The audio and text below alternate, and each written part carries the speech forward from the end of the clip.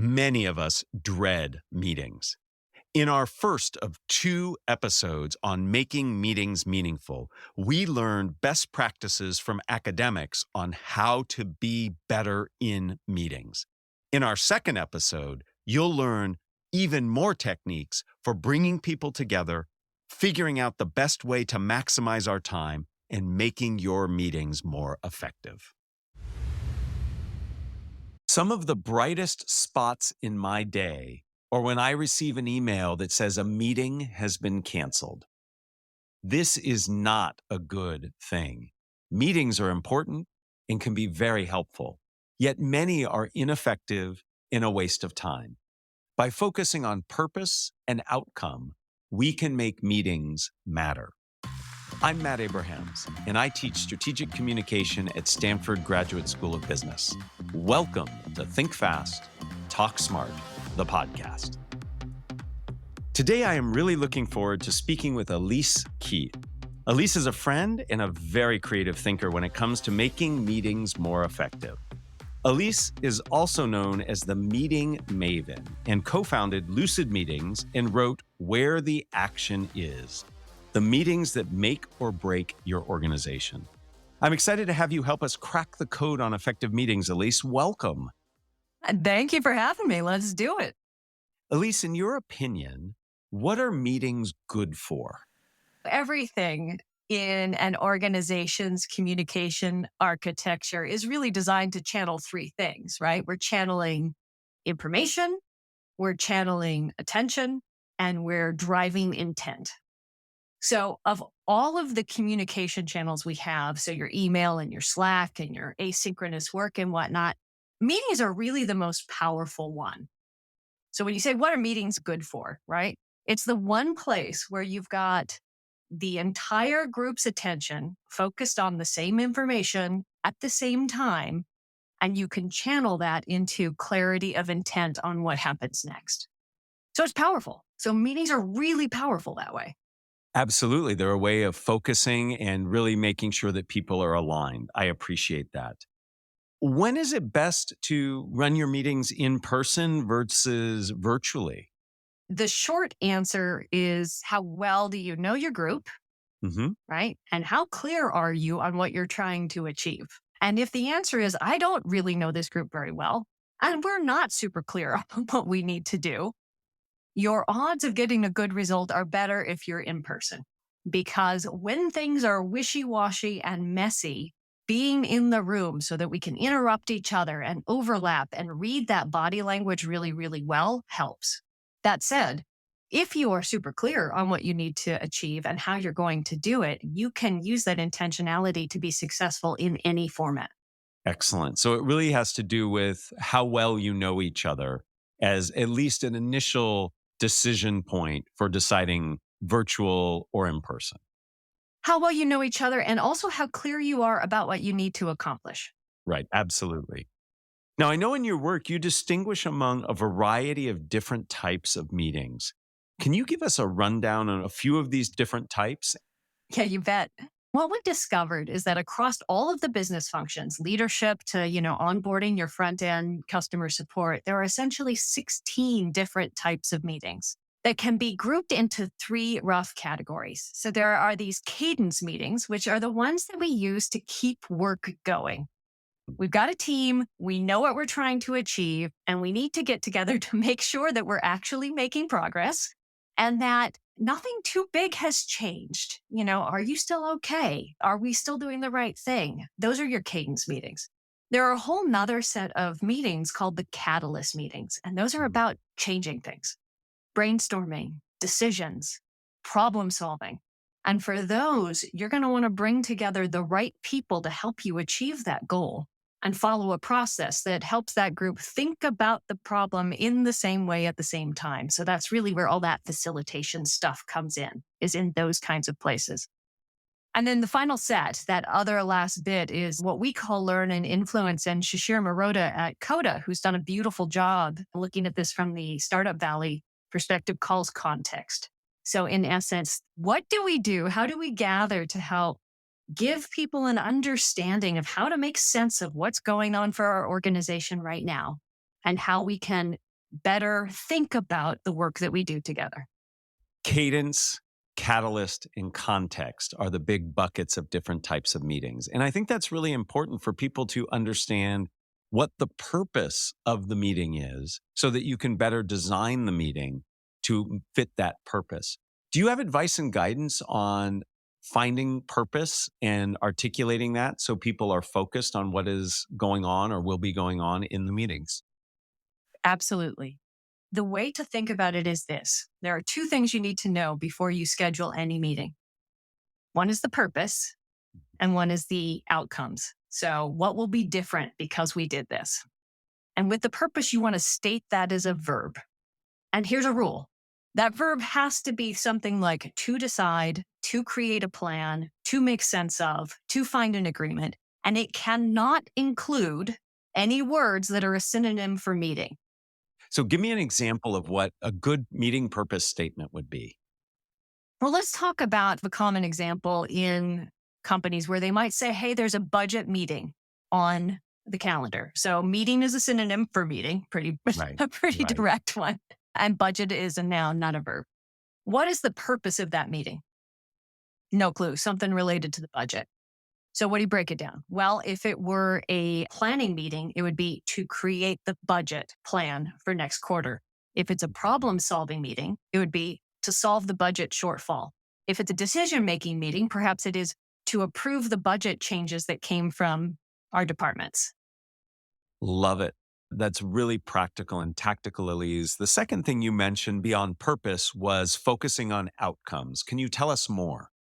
So if our purpose is to make a plan or to approve that decision, the outcome will be very naturally a decision, and ideally a documented decision. And then what else? What else needs to come from that meeting so that the meeting has injected the intention, the energy into your system to get that job done? So in the case of a decision-making meeting, it'll be our plan for how we're going to communicate this decision to the rest of the organization. This really nicely dovetails what we talked about when we talked with Karen Reed and Joe Allen. We were talking about setting agendas and the importance of having agendas. And they both advise that having a clear purpose is really important, more so than actually the itemized agenda. And you helped us, and I appreciate this, to best understand what that purpose should sound like. Have it be a verb and make sure that you don't have any synonyms for the word meeting in there. And I think that makes it much clearer. And it also helps you, I would assume, and I'd love your opinion on this, to assess the success of the meeting. If you have a clear purpose, you can then judge the success of it. Because a lot of meetings I come out of, I'm not clear, one, why we met, and then two, were we successful? Agendas are a mixed bag. I have really mixed feelings about recommending people always pay attention to agendas. I think there are much better approaches and better ways to think about meeting success than that.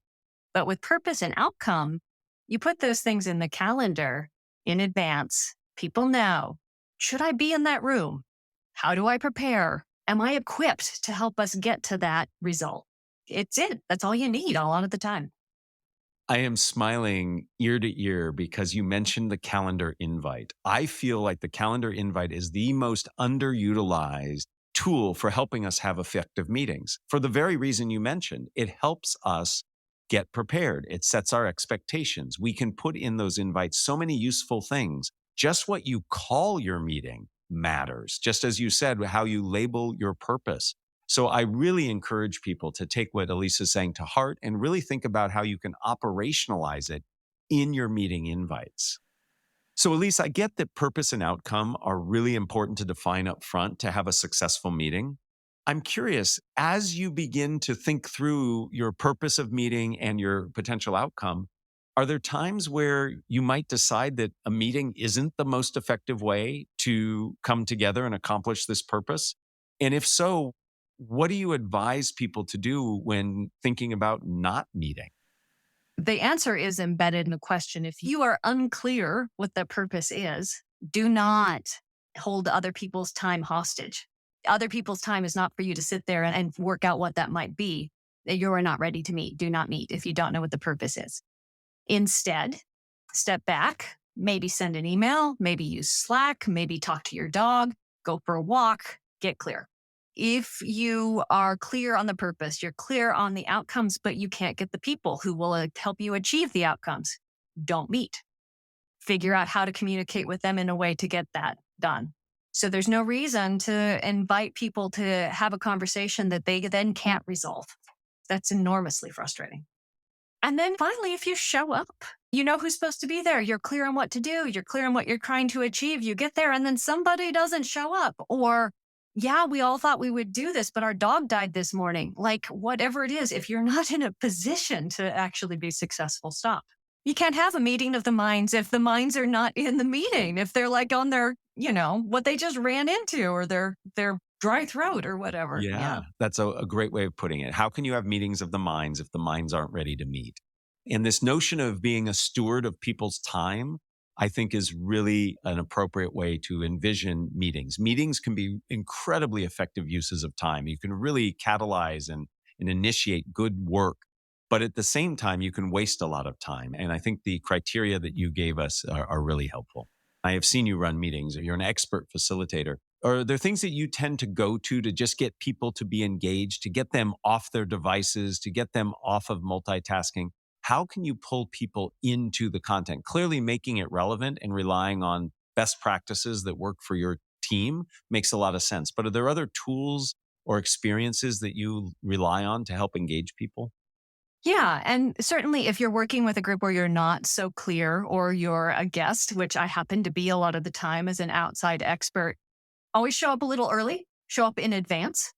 You are hosting, you are creating an experience. So make it welcoming, say hello, right? Bring people in.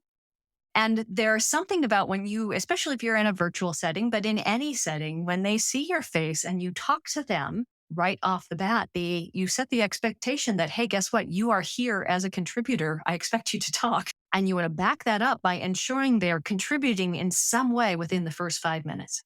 So come up with activities and exercises to get contribution. And this touches on a topic, again, that we spoke with Karen and Joe about, which is this notion of equity. You want to make sure that everybody has at least an equal opportunity to contribute. It doesn't mean everybody contributes equally, but that they have that opportunity. And especially in hybrid meetings where some are in person and some are virtual, that's important. Do you have specific questions you ask or ground rules you set up to help ensure that people do participate early and often? On occasion, I tend not to use ground rules very often. Instead, I work harder and I recommend that people do things that make it clear in the environment what the natural behavior is.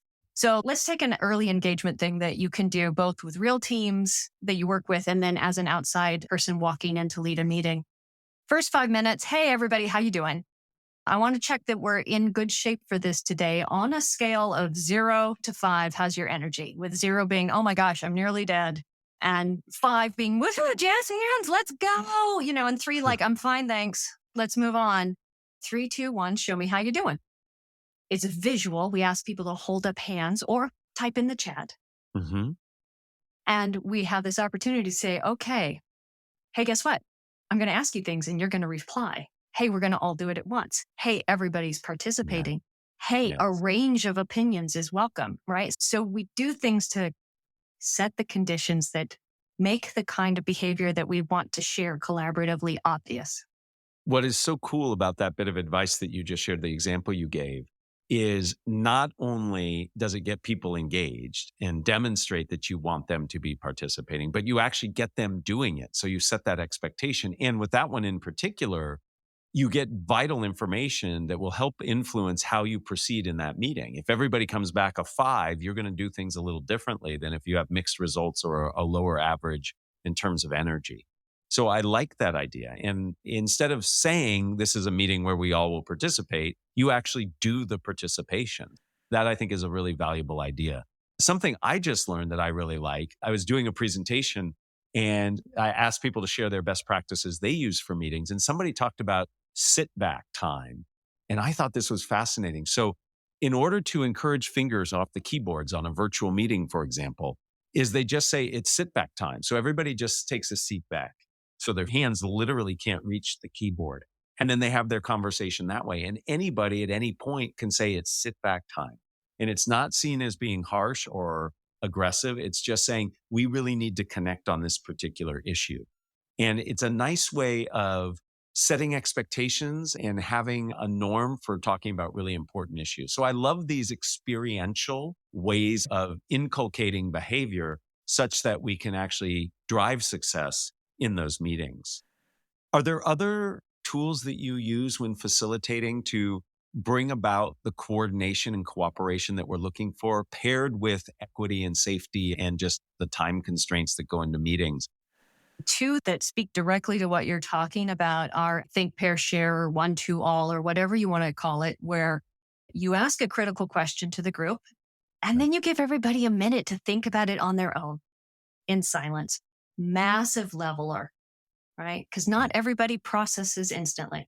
Also, by the way, it keeps people who are likely to say, well, let me talk to you about this for 10 minutes. There's no space for that. We're doing silence. And then after everybody has silent time to think about it, they turn to one or two other people, compare those ideas. And in the full group, you invite those best ideas to come out. What is one thing that came from your group that everybody else needs to hear?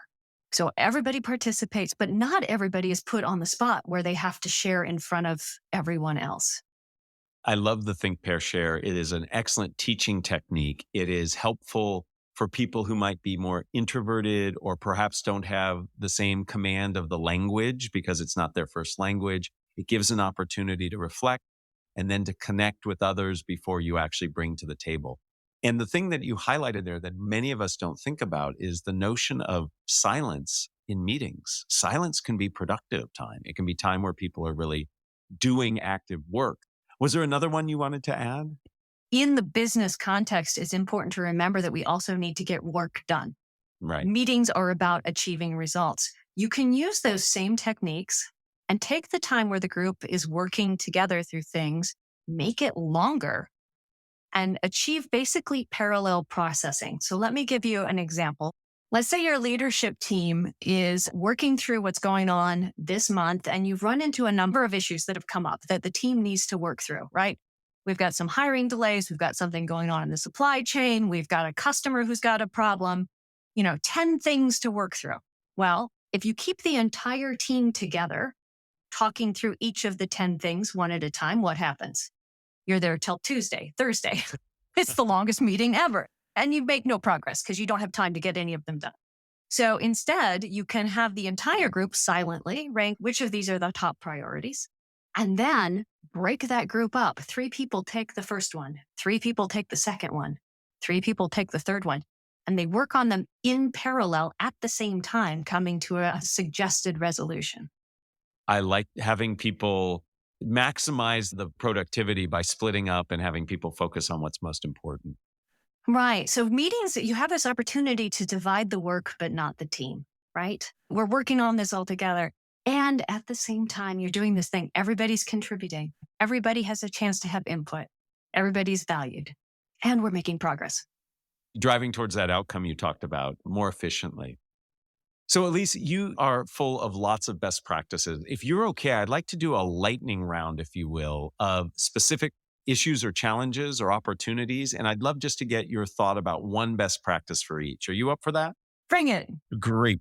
What's your best advice to empower somebody to contribute in a meeting when it's going hot and heavy? Lots of folks are talking all at once. How do you get your voice heard in that moment? Parallel processing, parallel communication channels. So use the chat if you're in line. If you're in person, write it down and post it somewhere.